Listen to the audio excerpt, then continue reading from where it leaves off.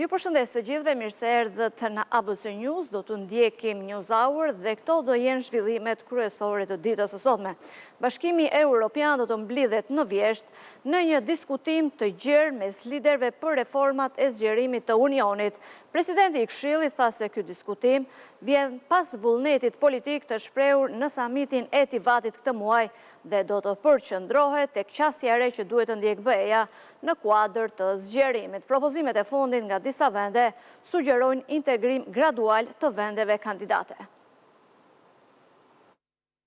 Zgjerimi i Bashkimit Evropian Ballkanin Perëndimor shkon në tryezat më të larta të Brukselit. Radio Europa e Lirë citon një letër të presidentit të Këshillit Bashkimit Evropian Antonio Costa, dërguar liderëve të Unionit për të zhvilluar një diskutim strategjik në Vjesht për zgjerimin dhe reformat në frymën e procesit të zgjerimit. Në dritën e vrullit të ri në procesin e zgjerimit dhe duke rikujtuar deklaratën e Granadës, Këshilli Evropian do të zhvillojë në takimin e tetorit 2026 një diskutim strategjik mbi zgjerimin dhe reformat. Kjo ftesë vjen 2 javë pas samitit Bashkimit Evropian dhe Ballkanit Perëndimor në Tivat të Malit të Zi, që sipas Brukselit është vlerësuar si një ngjarje që ka sjellë krijimin e një vrulli të ri në procesin e zgjerimit në këtë rajon. Megjithatë, ky diskutim strategjik do të përqendrohet më tepër tek qasja e re që pritet ndjek Bashkimi Evropian në kuadër të procesit të zgjerimit. Janë 3 propozime javët e fundit që do të futen në agjendë, që propozojnë integrimin gradual të vendeve të Ballkanit Perëndimor në Bashkimin Evropian, duke përfshirë integrim më të shpejt në zonën e lëvizjes së lirë Schengen dhe në tregun e përbashkët ekonomik evropian,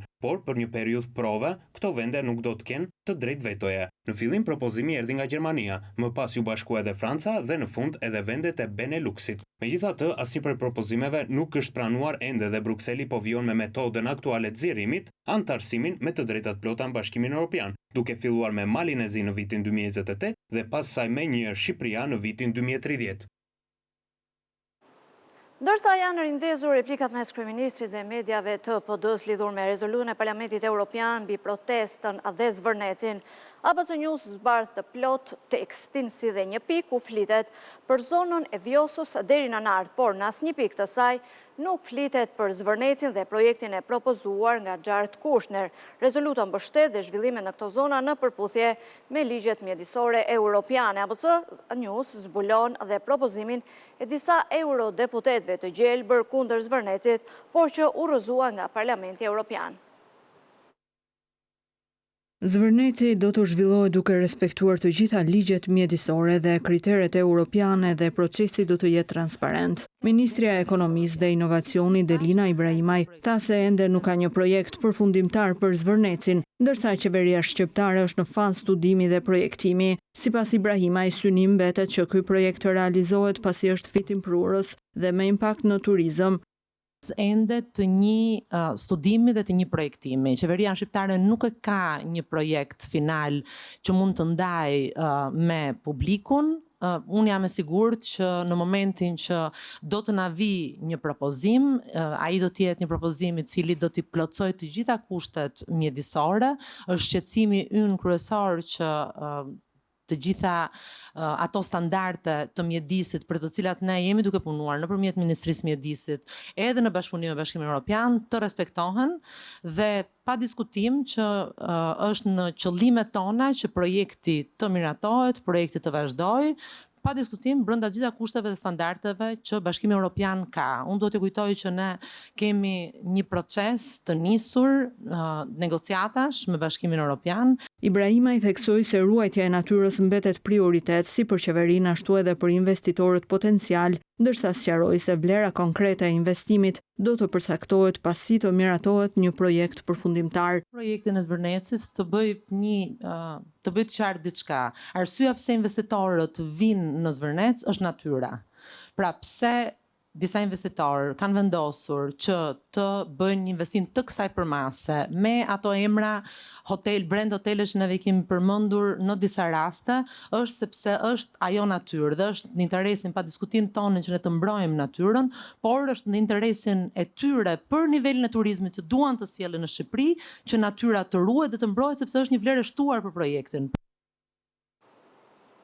Dërsa janë rindezur replikat mes kryeministrit dhe mediave të PD-s lidhur me rezolutën e Parlamentit Evropian mbi protestën dhe zvërnetin, ABC News zbardh të plot tekstin si dhe një pikë ku flitet për zonën e Vjosës deri në Nart, por në asnjë pikë të saj nuk flitet për zvërnetin dhe projektin e propozuar nga Xhart Kushner. Rezoluta mbështet dhe zhvillimet në këto zona në përputhje me ligjet mjedisore europiane. ABC News zbulon dhe propozimin e disa eurodeputetëve të gjelbër kundër zvërnecit, por që u rrëzuan nga Parlamenti Evropian.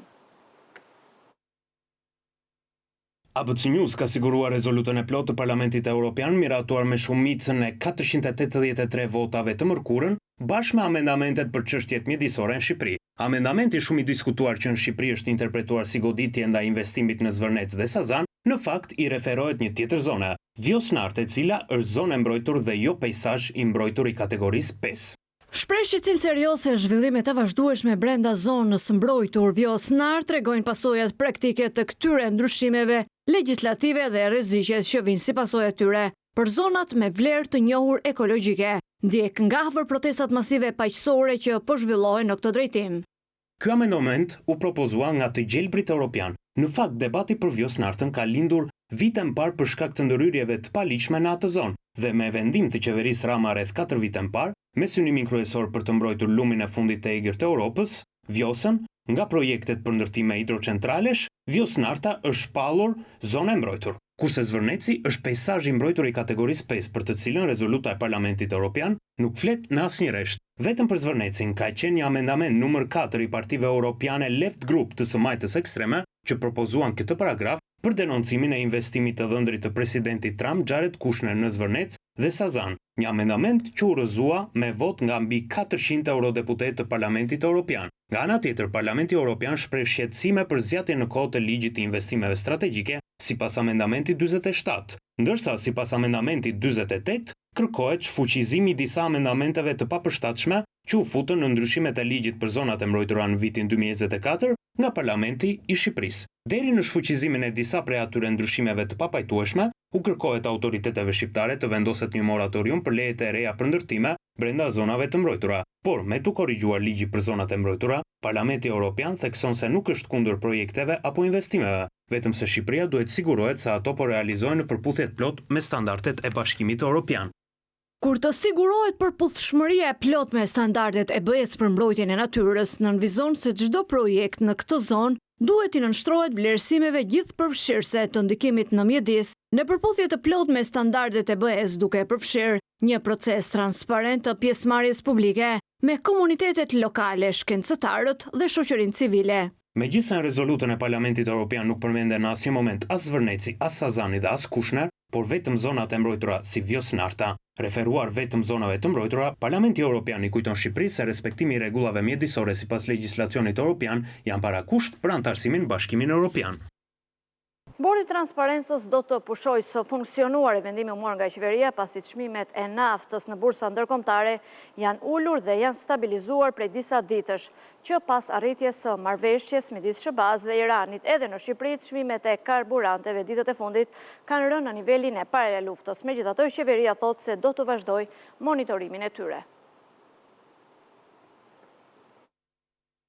Rreth 4 muaj pas ngritjes, Bordi i transparencës së karburanteve do të pushojë së funksionuari. Ministrja e Ekonomisë dhe Inovacionit Delina Ibrahimaj tha pas mbledhjes së Këshillit të Ministrave se ky vendim u mor pasi prej 2 javësh çmimet në bursë janë stabilizuar. Ky mekanizëm u ngrit në muajin mars si një mas për të kontrolluar çmimet e karburanteve, që arritën nivele rekord me mbi 220 lek për litër për naftën, si pasojë e konfliktit në lindjen e mesme. Ne sot vendosëm që do të ndërpresim bordin e transparencës, i cili prej disa muajsh tashmë është në funksion në zbatim të ligjit dhe për hidrokarburet.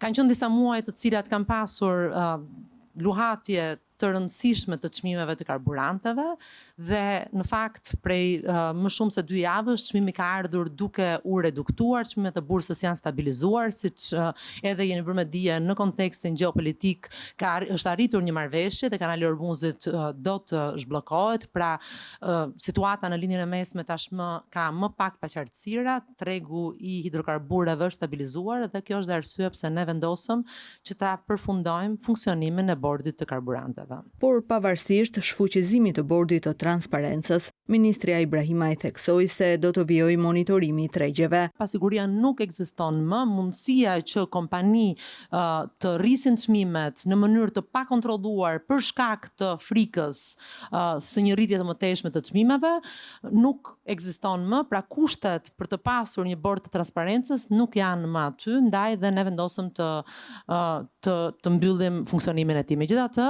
pa diskutim që si në çdo treg tjetër, neve do jemi shumë të kujdesshëm që të monitorojmë të gjitha lëvizjet e çmimeve në mënyrë të përditshme. Mbledhja e fundit e bordit të transparencës lidhur me çmimet e hidrokarbureve në Shqipëri u realizua të mërkurën, ku vendos që nafta të shitej me 176 lek për litër, kurse benzina me 166 lek.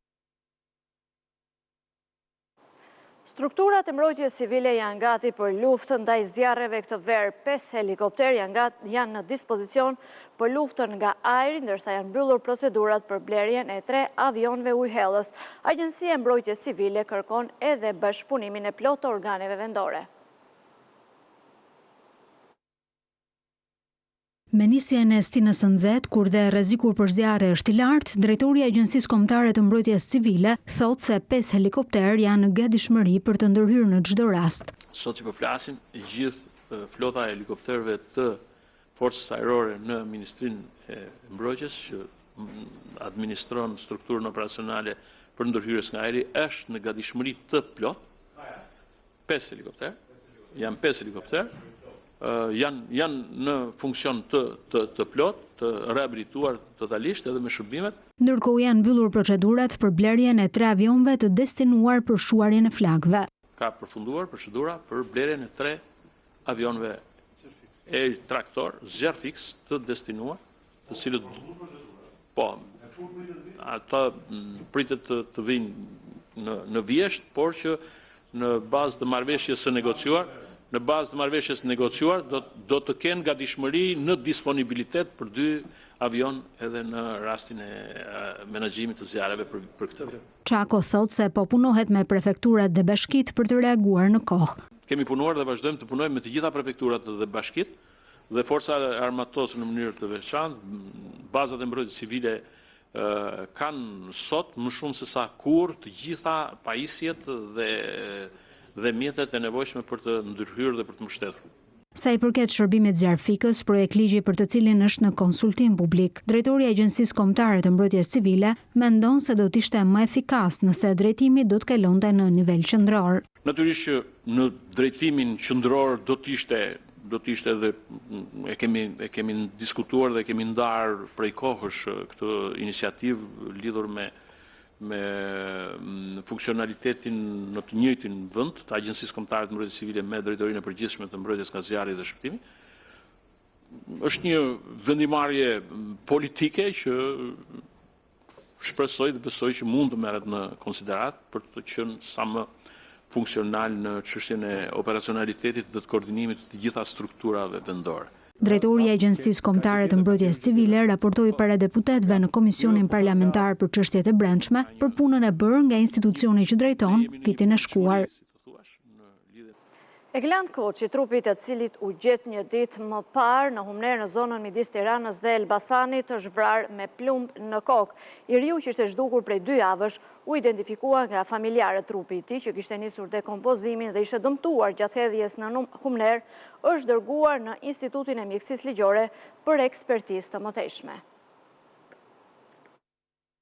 Një plumb në kokë dyshohet se i mori jetën 34 vjeçarit Eglant Koçi. Ky është rezultati që ka nxjerrë ekspertiza mjeko-ligjore pas gjetjes së trupit të pajet në zonën e Cerrujës mes Tiranës dhe Elbasanit. Burime thanë për ABC News se janë kryer disa ekzaminime. Paraprakisht është evidentuar një plag në pjesën e pasme të kokës, e dyshuar se është shkaktuar nga një armë zjarri. Trupi i të riut është transportuar në Institutin e Mjekësisë Ligjore, ku do t'i nënshtrohet analizave dhe ekspertizës së mëtejshme. Ka dyshime për plag të tjera në trupin e të riut, të shkaktuara dhe nga hedhja në Humner, por duhet pak kohë sepse trupi i pajet u gjet në një fazë të avancuar dekompozimi, aq sa dhe familjarët e patën të vështirë për ta identifikuar. Viktima u gjet pasditën e së njëjtës pasi është konstatuar nga një prej dronëve, me të cilin policia po kontrollonte prej rreth 2 javësh që prej zhdukjes së të riut. Egland Koçi u zhdukshi me 4 qershor dhe më datën 5 vëllai i tij denoncoi në polici shkëputjen e kontakteve. Ai ka deklaruar se herën e fundit që kishte folur, 34 vjeçari kishte qenë në shoqërinë e shokut të tij të ngushtë, Armand Shakaj. Ndaj ky i fundit u shoqërua, por u la i lirë fillimisht nga policia. Më pas efektivët nisën kërkimet për të kur pan veprime të çuditshme, si dhe gjetën një lloj gjaku e baruti në ambientin ku autori dyshuar e viktima ishin bashkë për herë të fundit. Nga aty Armand Shakaj e transportoi trupin e Egland Koçit me makinë në karrotrec deri në zonën e Ibës, e mëtej e hodhi në Gremin. Shakaj vijon të jetë në kërkim për vrasjen e shokut të tij. Hashim dhe Suleman Markaj, Babe Bir dhe Elidon Vladi, bashkëpunëtori tyre ranë në pranga nga policia e Tiranës për falsifikim dokumentesh. Policia zbuloi një bazë që përdorej për falsifikimin e dokumenteve në fshatin Rrushkull të Durrësit. Sipas hetimeve, dokumentet e falsifikuara përfshirë diplomat, certifikata vërtetimi gjyqësore dhe dokumente aplikimi shiteshin kundrejt shumave nga 3.000 deri në 5.000 euro. Gjatë kontrollit, policia sekuestroi 46 dokumente të dyshuara të falsifikuara, 2 vula false, 6 telefona celular dhe 3 kompjuter që përdoreshin për këtë aktivitet kriminal. Pas zbërthimit të tyre, policia thotë se mund të identifikojë edhe persona të tjerë të cilët dyshohen se mund të jenë përfshirë në këtë rrjet.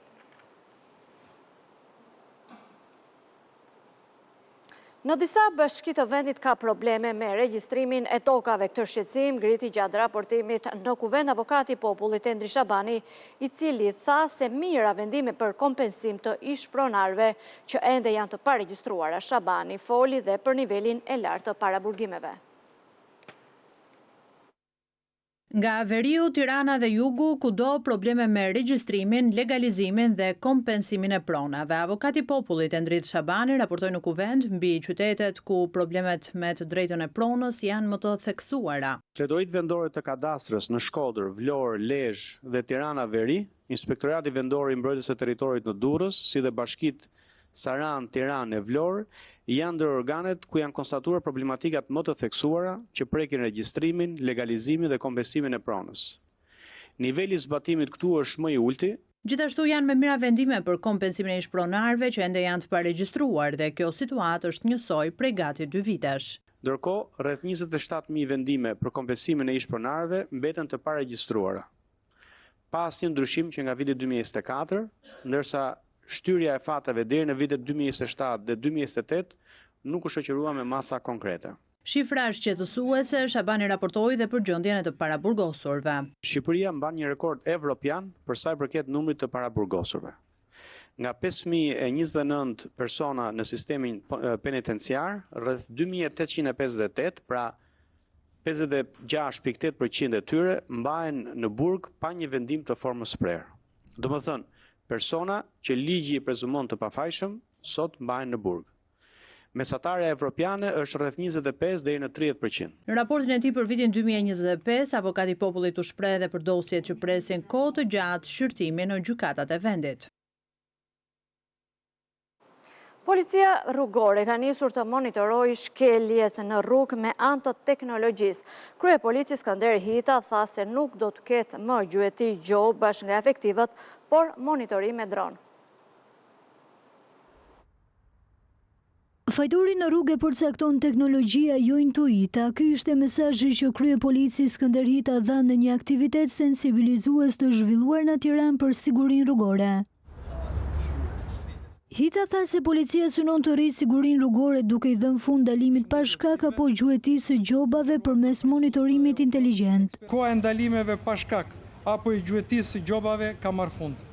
Sot, policia e shtetit ka hyrë në epokën e monitorimit inteligjent. Sipas tij, policia po kalon drejt monitorimit inteligjent ku identifikimi i shkeljeve do të bëhet me dron dhe radar automatik. Përmes mjeteve inteligjente si pajisjet Poliscan, dronëve të cilësisë të lartë dhe radarëve automatik, ne evidentojmë shkeljet në kohë reale pa ndërprerë rrjedhën e trafikut dhe pa krijuar stres të nevojshëm të drejtuesit të rregull. Krahas teknologjisë, Hita bëri thirrje për më shumë ndërgjegjësim. Drejtuesit e automjeteve, motomjeteve dhe këmbësorët duhet të ndërgjegjësohen dhe të zbatojnë me rigorozitet rregullat e qarkullimit rrugor, pasi rruga nuk është një pistë garash, por një hapësirë bashkëjetese ku përgjegjësia e secilit prej nesh përcakton nëse do të kthehemi shëndosh e mirë në shtëpi. Hita njoftoi edhe një plan masash për sezonin turistik dhe menaxhimin e fluksit të automjeteve me fokus të veçantë në akset bregdetare dhe zona turistike. Policia e shtetit është në gatishmëri të plot edhe gjatë këtij sezoni. Kemi hartuar plane të detajuar masash për menaxhimin e fluksit të madh të automjeteve që gjatë verës shumë fishohen. Fokusi ynë do të jetë maksimal në pikat nevralgjike të trafikut, në akset bregdetare dhe turistike, duke bërë të mundur rritjen e parametrave të sigurisë rrugore, lehtësimin e qarkullimit dhe një shërbim mikpritëse më profesional për çdo qytetar dhe turist që zgjedh vendin tonë. Objektivi sipas policisë është për të siguruar më pak trafik, më shumë siguri dhe një sezon veror me lëvizje më të kontrolluara për qytetarët dhe turistët.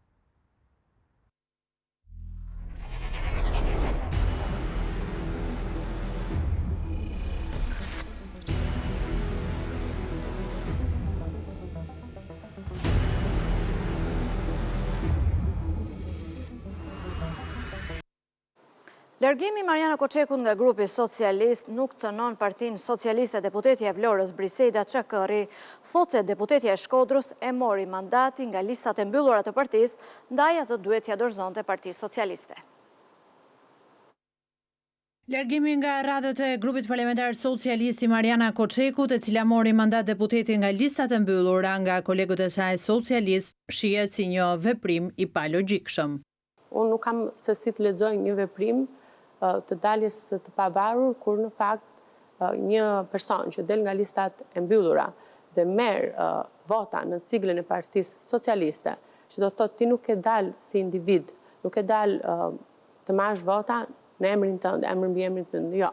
Ti ke qenë në një vend të siguruar, ke qenë brenda listës së sigurt të Partisë Socialiste dhe nuk mund të dalësh i pavarur. Domethënë kjo nuk ka logjik. Briseda Çakëri, deputete e Partisë Socialiste në Vlorë, thotë se do të ishte më e guximshme që Koçeku ta linte mandatin. Ne gjithmonë kemi debate, kemi diskutime brenda për brenda, patjetër që do ta thuash brenda grupit dhe trego aq kurajo sa ta japësh dorëshem përpara të gjithëve, jo në rrjetet sociale. Me guximshme nëse do thoshte unë për mandatin, se mandati në fakt nuk është imi, është i Partisë Socialiste. Megjithatë, Çakëri thotë se vendimin e Umalsores nuk e prek grupin parlamentar të Partisë Socialiste.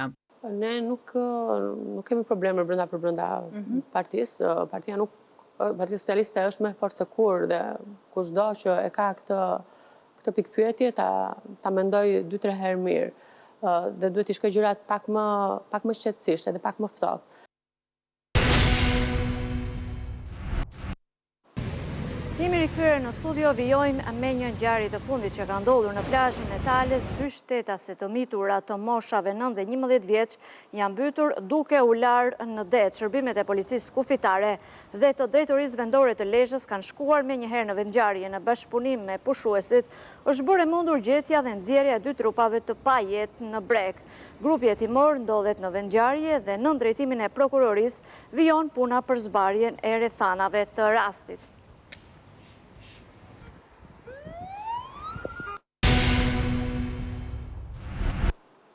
Vijoj me një lajm të fundit. Policia e Tiranës ka identifikuar dhe ka proceduar 27 shtetas të dyshuar si të përfshirë në tubimin e një dite më parë në veprime që cënojnë rendin dhe sigurinë publike. Këta shtetas, sipas policisë, kanë shkaktuar pengim të qarkullimit të mjeteve të transportit, si dhe shqetësim për rendin dhe qetësinë publike, duke orientuar qytetarët pjesëmarrës në tubim për të lëvizur në akse të shumta të kryeqytetit në tejkalim të orarit dhe perimetrit të lëvizjes së njoftuar zyrtarisht. Gjithashtu, sipas policisë, është sekuestruar edhe një automjet. Shqipëria është bërë një nga destinacionet e turizmit në Europë. Media prestigjioze britanike dhe Sun shkruan se natyra e vendit dhe Alpet në Bregdet, historia dhe kultura e saj e kanë bërë Shqipërinë një magnet për vizitorët nga gjithë bota.